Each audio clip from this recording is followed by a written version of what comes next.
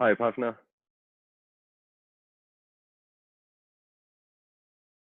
Hello.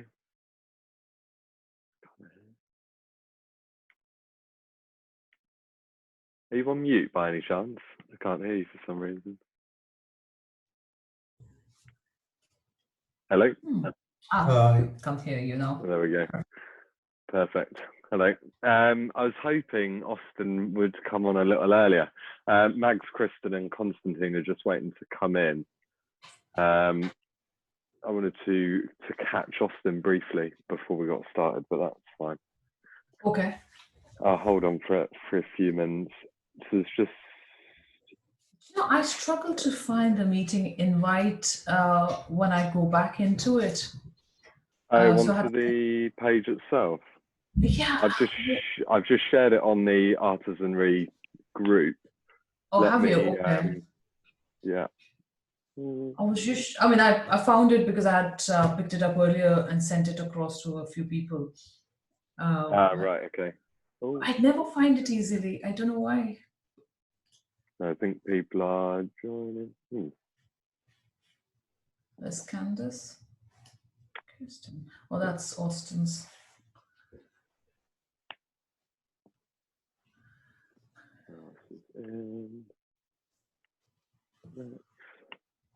Cool.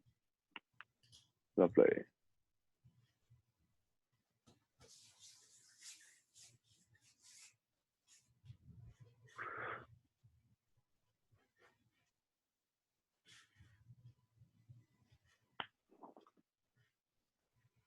Bro.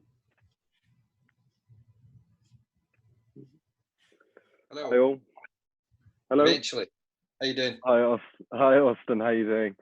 Not bad. Yourself? Yeah, very good, thank you. I think we've got quite a few on already. I've started a screen share and here we go. Hi all. How's it going? Hi Ruth. Hi Daniel. Hi. Let's see. Hi guys. People are joining in just now.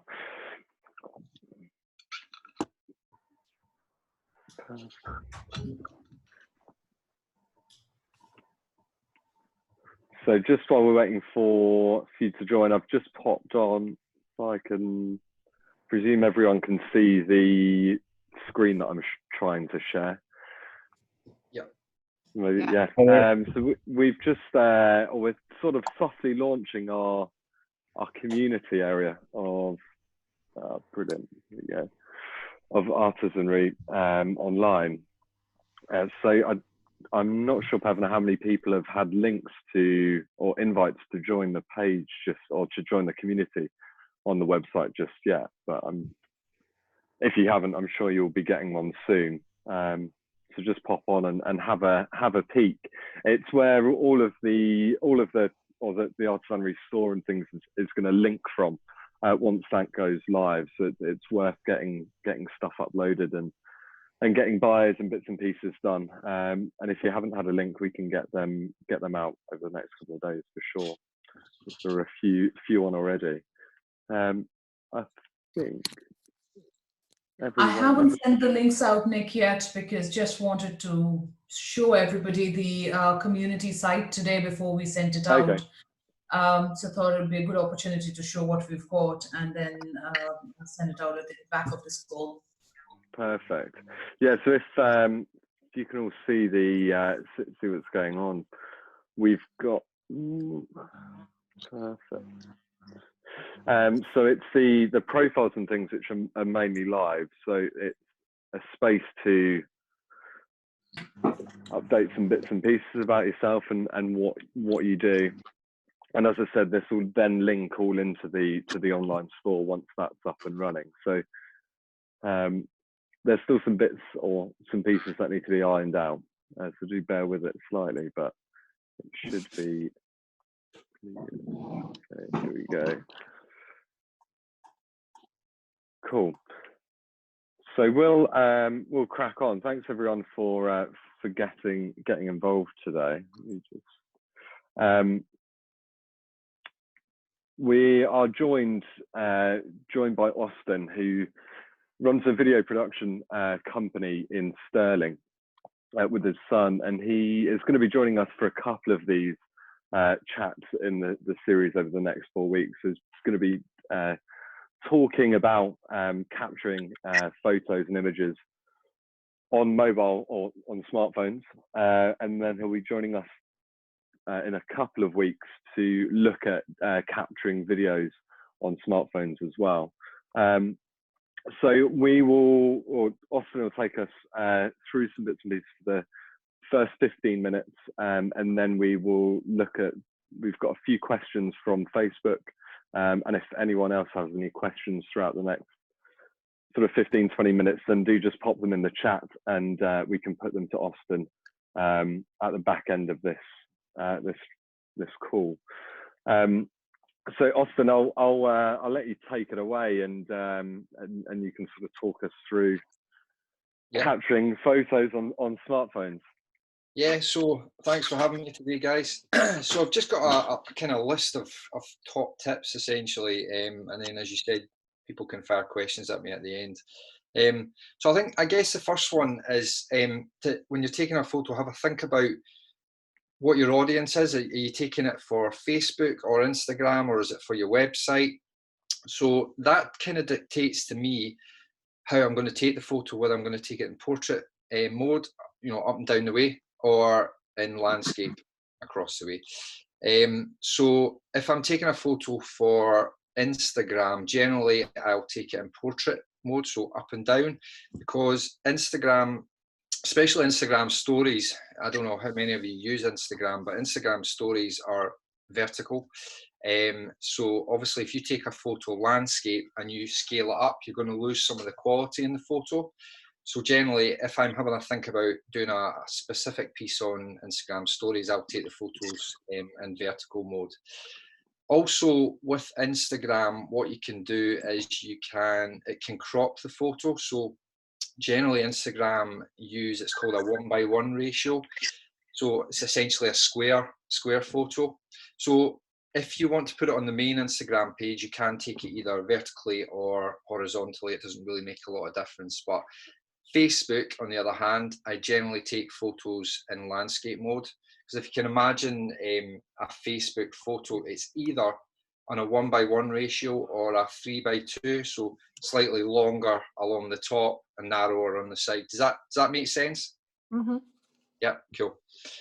So yeah, just try and have a think about what you're taking the photo for. Again, if you're taking it for your website, I would take it landscape, because generally, if you look at a website, most photos will either be in landscape format or a kind of 1:1 format. Very rare would you use a photo vertically on a website. The other thing, just to make you aware of, the latest mobile phones, I use iPhones. I'm not sure so much about Android, but they've got a thing called portrait mode, where what you can do is blur out the background. So, when you see a photo and you've got the subject right in the middle and it's crystal clear and the background's all blurred out, that's called depth of field. It's a really nice look. Photographers use it all the time. You can actually replicate that with the latest mobile phone. So again, that's something that's quite cool to use. With the latest iPhones, what you can do is you can take the photo and then you can go back and change the amount of depth of field by moving a slider back and forward. As I say, I don't know if Androids can do that. I guess they probably can, because to be fair, Apple steal a lot of the ideas from Android. So that's something to look out for as well. It just makes your photos look a bit cooler, just like they've been taken by a sort of professional photographer. So that's something to have a think about. One of the key things in photography is, you maybe heard about the rule of thirds. So it's essentially splitting your photo into 3. So you've got left, the right, and the middle. What you try and do is you get the subject in one of those thirds, so either on the left side of the photo, in the middle, or on the right hand side. So again, it draws the eye to the subject if you try and stick to the rule of thirds. So that's just something else to bear in mind when you're composing your photo as well. And another key thing in terms of building up your photo, try and focus on one subject. So if you've got something, whether it's in the left, right, or in the middle of the photo, try and focus specifically on that particular subject. What you can do with the latest smartphones is you can tap the screen and it will automatically focus on that. You can also, there's apps you can get. I know you can get it for the iPhone, again, probably similar for Android. There's an app that I use called Moment. It's really, really cool. You can unlock basically all the manual features of the phone. So you can change your aperture, you can change your exposure, you can play about with different settings. So again, if you're a bit more technical, that's something you can look at, and you can have a lot of fun with that as well. There's a mode called HDR. I don't know if you guys have heard of that. Basically what it is it takes a series of photos and it basically stitches them together to give you a much more high quality picture. So see, when you see these photos that look absolutely amazing and they're really bright and sharp, generally that's probably been taken in HDR mode. So most of the latest smartphones will have that function. I know the iPhone has, I guess Android phones will have as well. So that's something you can play about with. You can do it manually, but it involves taking a series of photos at different settings. So you would play with the exposure right through the series of photos. You might take 9 photos, for example, and then stitch them together, but the phones can do it for you. So again, that's something you can play with right out of the... Sorry, was that a question there? Or no? Okay, cool. The other thing that I really try to do is find different perspectives. So the general thing when you're taking a photo is to go right up front and take the photo like that, but maybe try taking it from down low looking up, or from above looking down, you know, just play about with things, just try and get different angles. Just makes your photos a bit more interesting than a traditional just snapping it right in front. So just having a think about how you sort of compose that photo, it just makes it more interesting, and you'll come up with some really cool results if you do that. I use a lot of filters and presets. I do a lot of work in post, we call it in post, where you take it into an editing app and you play about with it.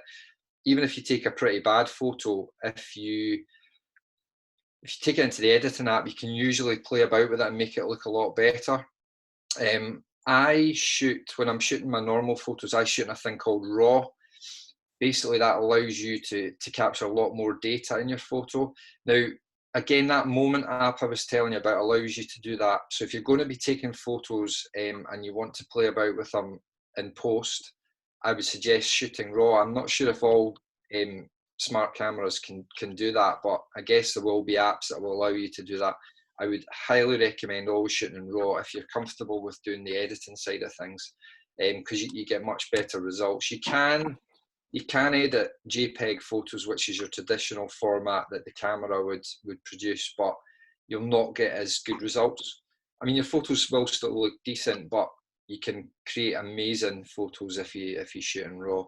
So again, that's just something to look at if your camera has that capability to do. Use reflections, you know, use mirrors. I guess if you're taking photos in workshops, you might have a mirror that you can use. You can maybe place it at the side and take the photo into the mirror to capture the reflection. You get some quite cool effects doing that. If you're taking photos outside, if there's puddles, you know, use the puddles, because you get some really, really good results using reflections. So again, just, you know, try stuff. I try lots of stuff. It doesn't always work, but, you know, be bold. You guys are creatives, you know. Try things. If they work, great. If they don't, so be it. You put it down to experience. Use leading lines. I don't know if that's something you've heard of. So if you think about, if you're taking a photo of a road, for example, with a mountain in the background, you would generally take the picture right in the middle of the road with the road leading down to the mountain, because it draws the eye right down the road to the mountain. So if you're thinking about it, maybe in a workshop, you know, have your subject in the middle and have something kind of leading the eye down to that subject. It doesn't always have to be straight. You could use curves. You could, you know, you've probably seen photos of people walking down a spiral staircase where the photo's taken from the top and you can see the spiral. Again, that's all leading lines as well. It doesn't have to be a straight line, but it's all about drawing the eye to the particular point that you want the viewer to look at.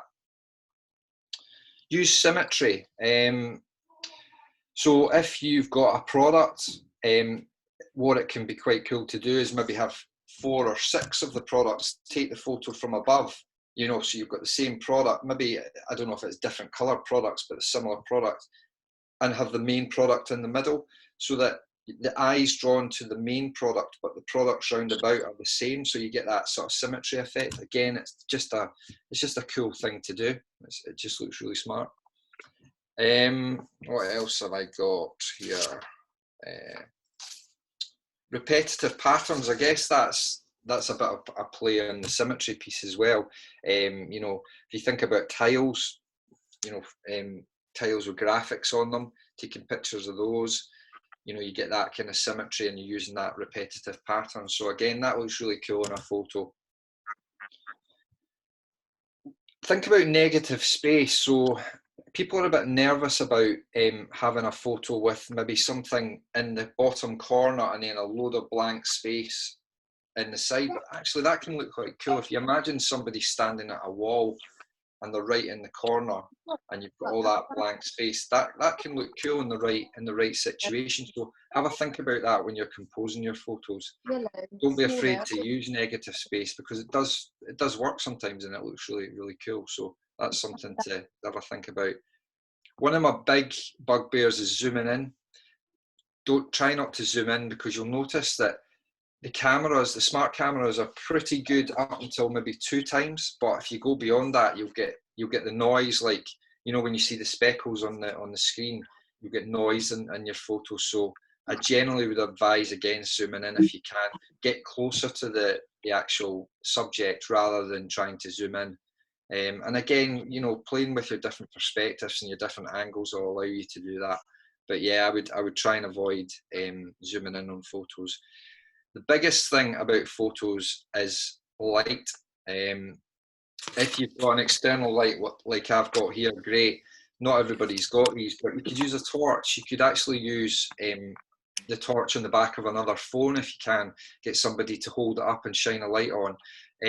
Use your flash during the day. It's not something that people think about, but actually if you use the flash during the day, it can enhance photos. If you just give it a try, if you've got a product that you want to take a photo of, take a photo without the flash and a photo with the flash. Sometimes the photo with the flash will look better. I think people think about a flash if they're taking photos at night, but generally the flashes on the camera and the cameras aren't great in a low light situation, so you'll not get great photos at night from a smartphone. I know the latest phones do say that the photos are better, but generally they're not that great. You'll not get the same results as you would get with a professional camera. So I would say if you're taking photos at night, it's all about lighting, making sure that if it's inside the room is well lit. Try and use, you know, like key lights like I've got here, if you can get that, rather than the lights in your building, in your workshop or whatever. Because what you can do is you can direct the lights right onto the subject. So that's just something that helps improve your photos. And try and be unconventional. You know, it's kind of go back to what I was saying earlier on about trying things. Don't just do what everybody else does. Try and think about, you know, taking the photos at a different angle. I was playing about yesterday in the back garden, taking photos of my son playing basketball, and I was right under the basket looking at him putting the ball in the basket, trying not to get hit with the basketball, but the photos came out really well. I was up a ladder so I could get photos from above as well, you know, things like that. Don't just kind of stand there and take a photo from the front, because it's quite boring. You know, people appreciate photos if they're taken from a different aspect. So I think that's key. You know, you just have to be a bit more creative around taking your photos. And then the last point I've got is around editing. There's lots of free editing software on the cameras, on the camera phone, sorry. Some of the ones I've used in the past are Snapseed. I know that's that's iPhone. I guess you can probably get it for Android as well. Photoshop Express. So you'll all probably heard of Adobe Photoshop. So that's basically a pared down version of Photoshop for the mobile. I think it's free actually. I use one called Lightroom Mobile. Again, it's free, I believe. I've got a subscription, but I think you can get it free. That's a really, really good piece of kit. It allows you to do lots of different stuff. You can add filters onto your photos as well. So that's really cool. A couple other ones. Visco VSCO is another one that I had a look at. It looks pretty good. And Pixel Style. So I think they're all free. They probably got paid for options as well, but try them, give them a try and see how you get on. But certainly Lightroom is the one that I would highly recommend. It looks quite scary at first, but just play about with it and you'll get the hang of it. So I guess that's it from me. It was a bit of a whistle-stop tour. Is there anything else that you want me to cover off just now? Well, no, that's brilliant. Thanks for that, Austin. I mean, there were a few questions that we had on the Facebook group. First one was from Rosario, actually. And Rosario, the question is, in artwork, it's important to keep an eye out for details. How can we translate that into a good photo? Sorry, could you say that again, Nick? Yeah, so looking at detail in artwork, how can we translate that into good photos? Yeah, so basically you mean getting close-up photos of products, for example? Yeah, that's it. Yeah, keeping the detail. Sorry, can you ask everybody who's not talking to go on mute? I think there's some noise in the background which is making it really tough to hear. Yeah, so I guess that's a really good question. Obviously, a professional camera, you can use different lenses. You can get macro lenses, which allow you to get right in close up. It is more difficult with a smartphone. I guess it's about getting as close as you can to the subject. You could take it as close as you can and then potentially zoom in. I know I said not to zoom in, but zoom in when you're editing it. Now, what that will do is you'll have to crop the photo and you will lose a bit of quality, but if you've got a smartphone that's taking a 12 megapixel photo, you zoom it in, you might get it to 5 or 6 megapixels. Now, that's fine for internet. The issue would be if you wanted to blow that picture up and put it on your wall or something, you're obviously going to lose the quality. You can buy attachments for the phones. That company I was telling you about with the Moment app do different lenses that you get, and basically you buy a case and the lenses just screw onto the case, and you get like 2, 3, 4 times zoom lenses for that. So something like that may help, but in fact you can get knockoff ones on Amazon which aren't that expensive, so that's maybe something to look at. But I guess it's just about getting as close as you can to the actual subject and making sure you click on the screen to focus. That's really as good as it's going to get on a smartphone. Yeah, I guess you're so limited, but like you say, by the lens itself and the detail that picks out. I guess that's the question from Ruth actually is sort of around that as well, talking about that portrait mode and getting that sort of blurred background, that depth of or through the depth. Is that again just about touching the screen and making sure the sort of the focal point is in focus and the rest is blurred? Yeah, so basically when you go onto that portrait mode, it automatically blurs out the background, so it's all to do with the aperture. Right. And what it allows you to do is you can take the photo, and then when you go back in to edit it, you can actually play about with a slider, and it either makes it the background more in focus or less in focus. Right. But yeah, you need to obviously make sure that your subject is in focus by touching the screen before you take the photo. Can I just jump in, as it's my question? It's me asking the question. Yeah. because when I go onto portrait mode, that's fine if I can take the picture and then come back and edit it. I haven't tried that because I'm taking pictures of jewellery. It just says move further back, move further back. So by the time I've moved further back, I'm too far away from my jewellery. Yeah. So you've got to, the depth of field thing only really works if you're a bit further away. So if you're taking it with jewellery, you're probably not going to get a great depth of field with a smartphone. With a professional camera, you can do it because the lenses are obviously bigger and there's more light involved. But yeah, you probably are going to struggle. If you're taking, like if I was taking a photo of me just now, I would be in focus and the background would all be blurred out. But obviously if you zoomed right in, you're going to lose that. So you're not going to get that effect. So is the best way, given that I don't have an expensive camera at the moment, just got my iPhone, is the best way to do that on like Snapseed or something and do like the lens blur? Yeah, you could do that. You can play about in the edit and change the background. Absolutely. That's what I'd suggest. That's a great idea, using like lens flares and background blurs and that kind of thing in the edit as well, just to kind of funk it up a bit. Okay, great. Thank you. Brilliant. Thanks, Ruth. And we did have a final question from Facebook, which is looking at action shots. Looking at good action shots. Again, this is probably going to be limited by the phone itself and you know, the quality of the camera. But is there anything we can do in terms of angle or sort of positioning and that sort of thing to make them better? So again, I was talking about taking photos last night of the kids. My son was doing sort of keepy uppies and that, and I was taking photos, and I was trying taking photos just one at a time, but obviously I would miss the key action. So the key thing there is about taking a series of fast photos, or it's called burst mode. Now, a lot of the latest phones have burst mode, so it allows you to maybe take 8 or 12 photos, and it just the photos just go really quickly. So I would say for action shots on a smartphone, that's really the only way you're going to be able to do it, because you know what it's like if you tell somebody, right, go, and you press, you've missed it. So the only way to do it is burst mode, where it takes a continuous amount of photos in succession. So yeah, it is really hard with a smartphone to do action shots, but yeah, that's really the only way you're going to be able to get your photos.